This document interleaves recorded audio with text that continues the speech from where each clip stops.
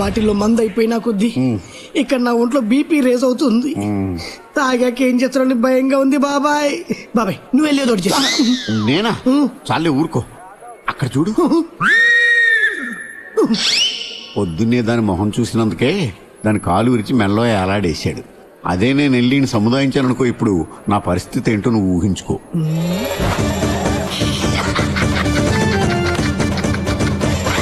ఏంట్రా అంతనవుతున్నావు? నీ పరిస్థితి ఊహించుకుంటే నవ్వొస్తుంది. అంతొద్దమ్మా, నేను ఇంకా నయ్యం డైలాగ్ తోటే సరిపెట్టాను. నువ్వు యాక్షన్ ఓవర్ యాక్షన్ కలిపి చూపెట్టావు. నీ పరిస్థితి ఏంటో ఊహించుకో. ఇదిగో ఈ 5 పైసలు ఉంచుకో. బాబాయ్ తలుచుకుంటేనే నరకం కనిపిస్తుంది.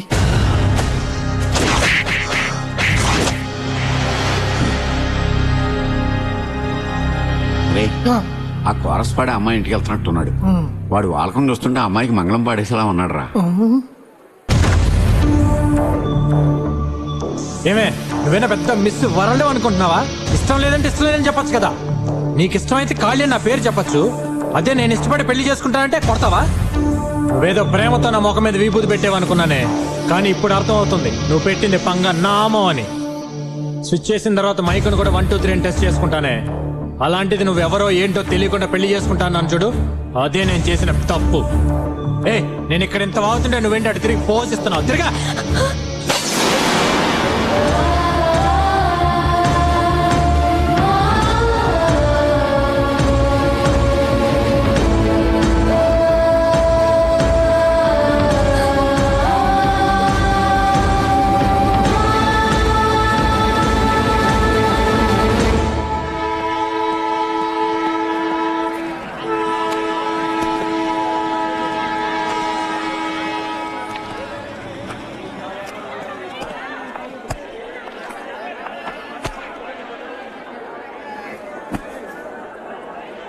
ఎంతండి ఇది?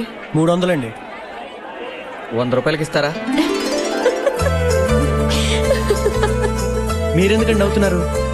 ఏం లేదు, నేను 200కి అడిగితేనే ఆ బుక్ ఇవ్వలేదు.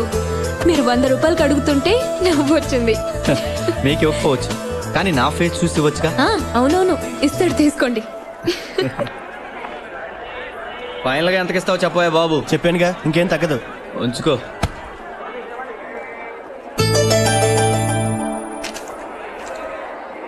హలో, ఈ టికెట్ మీదా?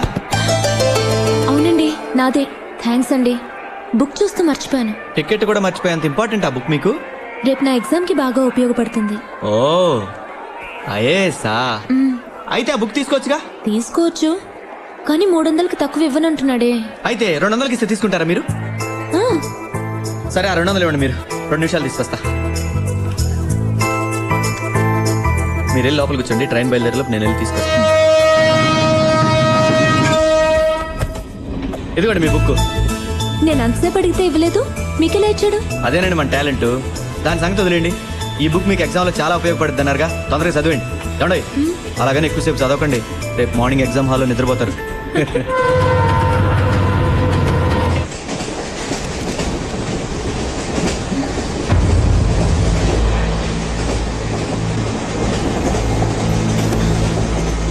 అబే, మీరు పడుకున్నారని బోర్ కొట్టి చదువుతున్నానండి. మిమ్మల్ని చూస్తే బోర్ కొట్టి చదువుతున్నట్టు లేదండి. నేను మీలాగే ఐఏఎస్ ఎగ్జామ్ రాయబోతున్నాను. నేను నమ్మలేకపోతున్నానండి. ఈ విషయం దాచాల్సిన అవసరం ఏమొచ్చింది? మీరే అన్నారుగా నమ్మలేకపోతున్నాను, అందుకే దాచాను. మా నాన్నగారు కలెక్టర్ ఆఫీస్లో ప్యూన్గా పనిచేసేవాడు. నేను కలెక్టర్ అవుతానంటే అందరూ నవ్వేవారు, ప్యూన్ కొడుకు కలెక్టర్ అవటం ఏంటి అని. అందుకే నేను ఎవరికి చెప్పుకోను. ఐఏఎస్ అంటే నాకు ప్రాణం అండి. నాలాంటి వాడి బుక్ కొనాలంటే ఎంతో కష్టపడాలండి. ఇందాక మీరు ఇదే కంపార్ట్మెంట్లో హైదరాబాద్ వస్తున్నారని తెలుసుకున్నాక, అట్లీస్ట్ మీరు చదివి పడుకున్నాకని చదువుకోవచ్చని మీ దగ్గర ఉన్న 200 నా దగ్గర ఉన్న 100 కలిపి ఈ బుక్ కొన్నాను. ఇప్పుడు మీరు లేచారుగా, మీరు చదువుకోండి. పర్వాలేదు, మీరే చదవండి. ఓకే.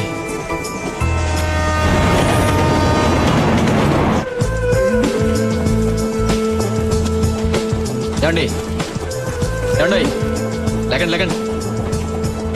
ఏంటండి అలా చూస్తున్నారు? వేరే ఫ్రెష్ డ్రెస్ లో కనిపిస్తుంటే. అదా, ఎగ్జామ్ రాసి ఎలాగో సాయంత్రం బయలుదేరిపోతాం కదా, మళ్ళీ దానికోసం రూము రెంట్, పైగా మన బస్సు కూడా పెద్ద వెయిట్ లేదు. అందుకే ఇక్కడ రెడీ అయిపోయా. సరే నేను కూడా రెడీ అయ్యి వస్తాను. తొందరగా వెళ్ళండి, స్టేషన్ వచ్చేస్తుంది. అలా సూర్య నాకు పరిచయం అయ్యాడు. మరో అరగంటలో ఎగ్జామ్ స్టార్ట్ అవుతుందనగా ఆ రోజు ఎవరో రాజకీయ నాయకుడి హత్య జరగడం వల్ల వాళ్ళ మనుషులు గొడవ చేశారు, బంద్ చేయించారు.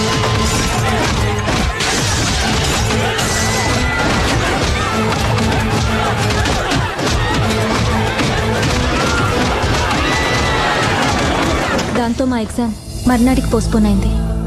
ఇప్పుడు ఏం చేద్దాం? బయటికి వెళ్ళి ఆలోచిద్దాం. పదండి. సింగిల్ రూమ్ లేదు, ఒకే డబుల్ రూమ్ ఉంది. కావాలా?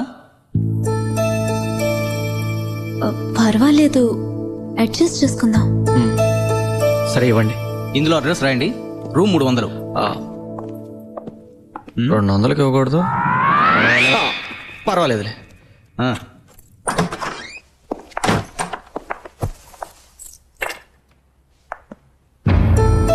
One second.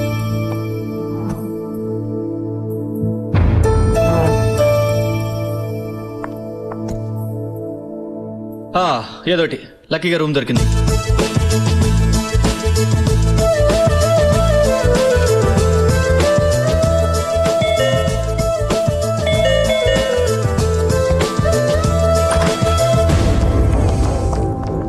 ఏ ఊరు మంది? వైజాగ్ అండి. వైజాగ్ లో లాడ్జిలు లేవా? హైదరాబాద్ దాకా వచ్చారు? అయ్యా సార్, మీరు అనుకున్నట్టు మేమేం తప్పు చేయలేదు సార్, చదువుకుంటున్నామండి. ఆహా, అది నీ పెళ్ళమా? లేదు సార్, నా ఫ్రెండ్ అండి. ఫ్రెండా? ఆ. ఫ్రెండో పెళ్ళమో స్టేషన్ ఎస్ఐ గారు చెబుతూ అన్నాడు. సార్, అరవయ్యా సార్, ఆడమంటుండే. మేమేం తప్పు చేయలేదు సార్.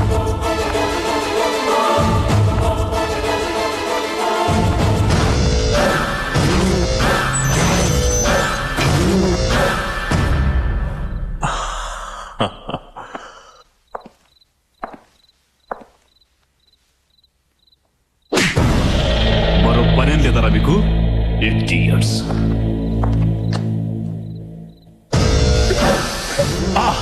ఫ్రెష్ ఏంటి వ్యాపారానికి కొత్త?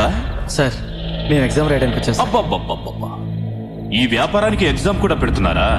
సార్, మీరు తప్పుగా అనుకుంటున్నారండి. నేనే తప్పుగా అనుకుంటున్నాను. ఎగ్జామ్ రాయడానికి అంటే నేను నమ్మాలి. కారణం కొత్తగా చెప్తున్నావు. టెన్షన్ పడుకో సార్. సార్, మేము నిజంగా ఎగ్జామ్ రాయడానికి వచ్చాం సార్, నమ్మండి sir. Sir 1 second sir. Sir, hall ticket అండి. ఎగ్జామ్ రాయడానికి వచ్చారు? అవునండి. ఐఏఎస్? అవును సార్. నాకే బాస్ అవ్వాలనుకుంటున్నావా? ఇలాంటి దొంగ హాల్ టికెట్స్ ఎన్ని కావాలరా నీకు?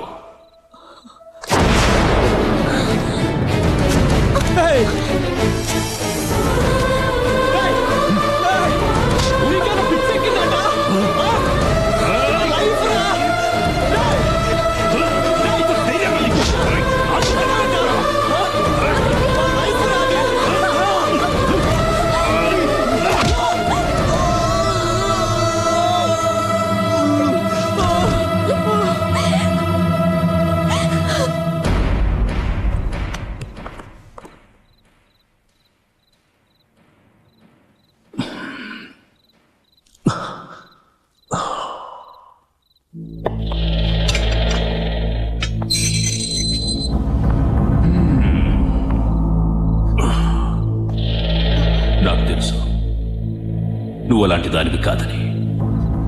గొడవ చేయకుండా నాకు కోఆపరేట్ చేయి.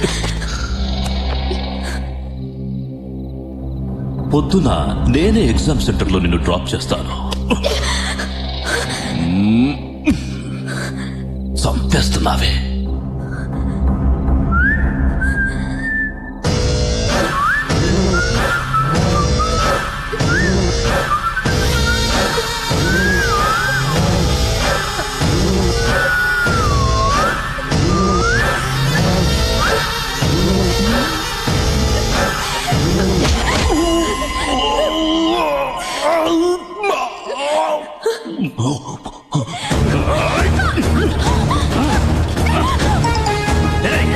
ఫోటోగ్రాఫర్ని పిలవండ్రా.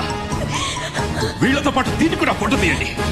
నువ్వెలా పతివ్రత అవుతావు చూస్తానే.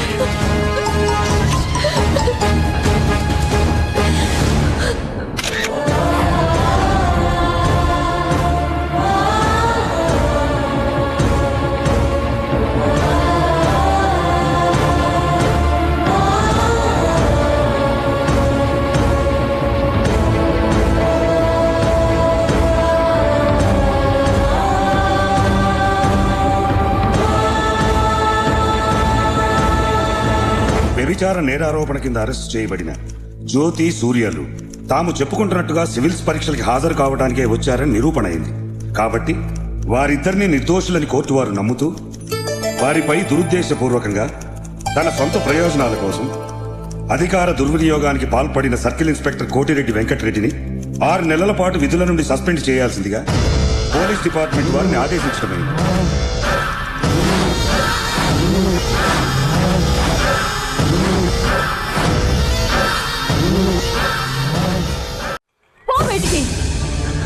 నీ నిర్వాకం పేపర్లో వచ్చిన దగ్గర నుంచి ఈ వీధి వీధంతా మా మొహాల మీద ఉమ్మేస్తున్నారు. నేనేం తప్పు చేయలేదు పిన్ని.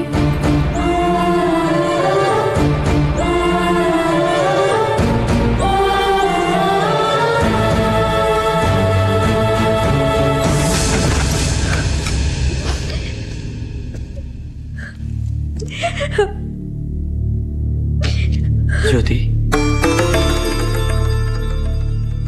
మా ఇంటికి వెళ్దాం పద.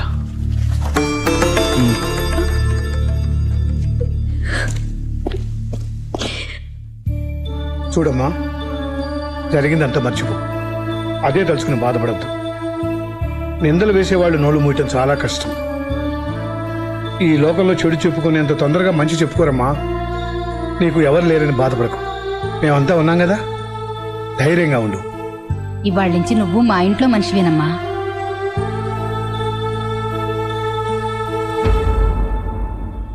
అయిన వాళ్ళ నుంచి దూరమై అనాథలా ఉన్న నన్ను సూర్య అమ్మ నాన్న ఆదరించారు. ఆ రోజు నుంచి నేను వాళ్ళ కుటుంబంలో ఓ మనిషిని అయ్యాను. జ్యోతి, ఈ అప్లికేషన్ ఫిల్ చేయి. కలెక్టర్ అవడమేమో కానీ కోచింగ్ సెంటర్లో అప్లికేషన్ తెచ్చుకోవడానికి పెద్ద కష్టమైపోయింది. ఇదేంటి ఒక అప్లికేషన్ తెచ్చా? ఒక ఇంటికి ఒక కలెక్టర్ సరిపోరా? సూర్య, జోక్ చేయొద్దు. నేను సీరియస్గా అడుగుతున్నాను. నువ్వు ఎలా అడిగిన నిజం ఒకటే జ్యోతి. అప్లికేషన్ తేవడానికి ప్రాబ్లం ఏం లేదు, కానీ మనలో ఒకళ్ళు మాత్రమే ఐఏఎస్ చదవగలం. ఇప్పుడు మా ఫ్యామిలీ ఉన్న పరిస్థితుల్లో 2 ఐఏఎస్ చదవడం కష్టం. ఎంతో కష్టపడితే కానీ అప్పు దొరకలేదు. ఆ డబ్బుతో 2 చదవడం కష్టం. అందుకే నీకు మాత్రమే అప్లికేషన్ తెచ్చాను. అయితే ఆ డబ్బుతో నువ్వే చదవచ్చు కదా. నేను చదివితే స్వార్థం అవుతుంది. అదే నువ్వు చదివితే నిన్ను ఇంటికి తీసుకొచ్చినందుకు ఒక అర్థం ఉంటుంది. సో నువ్వు చదవాలి, దానికోసం నేను జాబ్ చేయాలి. కానీ నువ్వు ఐఏఎస్ అవ్వాలని ఎంతో ఆశపడ్డావు కదా. కరెక్టే అనుకో. అయినా నువ్వు చదివితే నేను చదివినట్టేగా. నేను చదివితే సూర్య ఐఏఎస్ అని నా పేరు పక్కన మాత్రమే ఐఏఎస్ ఉంటుంది. అదే నువ్వు చదివితే జ్యోతి సూర్య ఐఏఎస్ అని 2 పేర్లు కలిపి ఉంటుంది. అంటే నీతో పాటు నేను ఐఏఎస్సేగా. జ్యోతి, నీ లక్ష్యంతో పాటు నీ జీవితంలో కూడా నీ తోడుగా ఉండాలని నిర్ణయించుకున్నాను.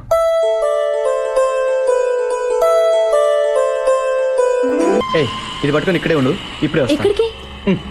ఉండు బొంగోరు, వస్తాగా.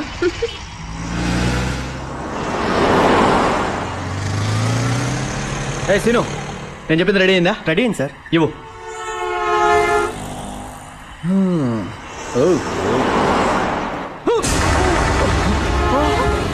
నీ అయ్యా చూసుకోండి రా, ఒళ్ళు నట్టరాదా?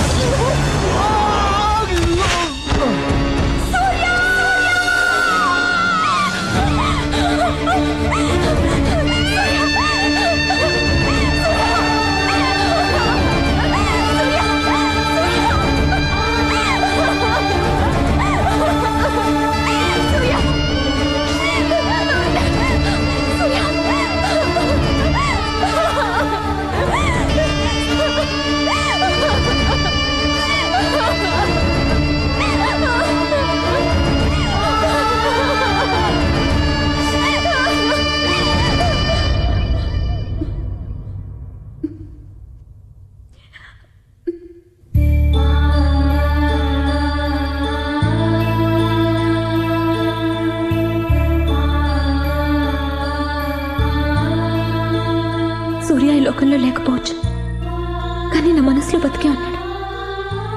నాకు సంబంధించినంత వరకు ఐఏఎస్ అనేది 3 అక్షరాల మాట కాదు. సూర్య కళ, నా జీవితం. ఈ జన్మకి సూర్యతో కలిసి బతికే అదృష్టం లేకపోయినా అతని కళ నిజం చేయాలన్న లక్ష్యంతోనే బతుకుతున్నాను. దానికి ఎవరడ్డొచ్చినా నేను తట్టుకోలేను. దయచేసి నన్ను డిస్టర్బ్ చేయకండి.